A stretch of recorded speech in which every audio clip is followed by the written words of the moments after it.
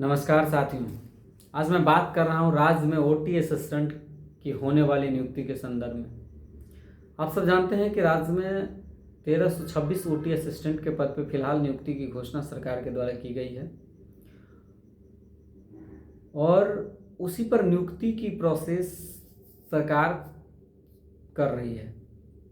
उम्मीद है बहुत जल्द बहाली भी आएगी, क्योंकि राज्य सरकार के द्वारा जब नियुक्ति नियमावली संशोधन हुई है उसके बाद विज्ञापन का प्रोसेस कर दिया गया है, यानी कि सामान्य प्रशासन विभाग को भेजा गया है फाइलें, और सामान्य प्रशासन विभाग जो है सो उसको बीटीएससी को भेजेगी।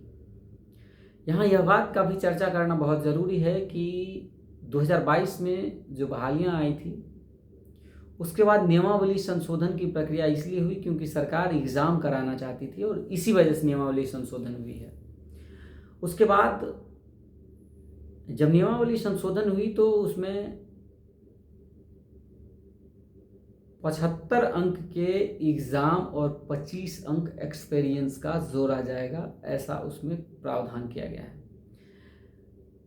75 अंक एग्ज़ाम मतलब कि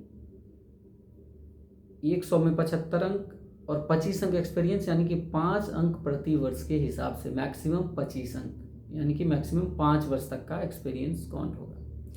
और एक्सपीरियंस का भी लाभ उनको मिलेगा जो लोग एग्ज़ाम क्वालिफाई करेंगे। यहाँ पर यह बात भी जानना बेहद ज़रूरी है कि इसमें फॉर्म कौन कौन लोग भरेंगे।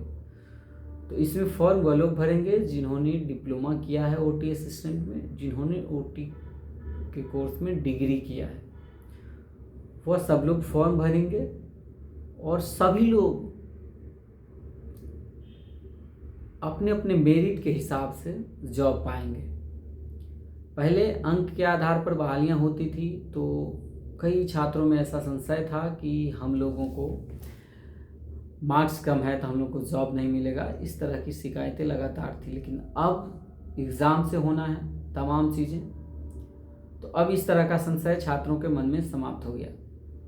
आप सबसे मेरा रिक्वेस्ट है कि आप लोग अपना अपना सर्टिफिकेट्स तैयार कर लें, रिजर्वेशन से रिलेटेड सर्टिफिकेट्स भी तैयार कर लें, क्योंकि जब बहालियाँ आएगी तो सीमित समय रहता है और उसी में फॉर्म भरना रहता है सभी लोगों को। इसके अलावे इसमें जो कट ऑफ रहेगा वो जनरल के लिए 40% मार्क्स, बीसी के लिए 36.5, ईबीसी के लिए 34, एससी एसटी और वीमेन कैंडिडेट के लिए 32% मार्क्स। तो ये बहुत ही महत्वपूर्ण बातें थी जो मैंने आपको बताई है। आशा करते हैं आप लोगों को समझ में आई होगी। अगर किसी तरह का मन में संशय हो कभी भी तो आप हमसे बेहिचक संपर्क कर सकते हैं। ज़रूर आप जहाँ तक संभव होगा आप सबकी मदद की जाएगी। आप सब जानते हैं कि पैरामेडिकल एसोसिएशन ऑफ बिहार राज्य का एक मजबूत पैरामेडिकल का संगठन है जो राज्य के तमाम कोर्सेज को लेकर के चल रही है। हर कोर्स की बात करती है।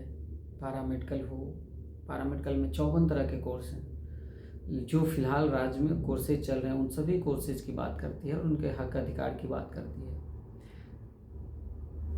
और सभी के नियमावली को लेकर के लगातार प्रयास कर रहे हैं हम लोग। आने वाले समय में नए कोर्सेज से जुड़े नियमावली भी बनाए जाएंगे, उनसे रिलेटेड पद भी सृजित किए जाएंगे, और बहुत जल्द पैरामेडिकल काउंसिल का भी गठन जो हुई है उसको धरातल पर लाने की तैयारी चल रही है सरकार के द्वारा। बहुत जल्द काउंसिल में रजिस्ट्रेशन की प्रक्रिया भी शुरू होगी।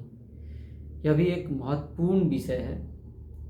तो आप सबसे रिक्वेस्ट है कि आप लोग YouTube पर इस वीडियो को देख रहे हैं तब जरूर सब्सक्राइब करिए, अपने दोस्तों के साथ शेयर करिए। बहुत बहुत धन्यवाद।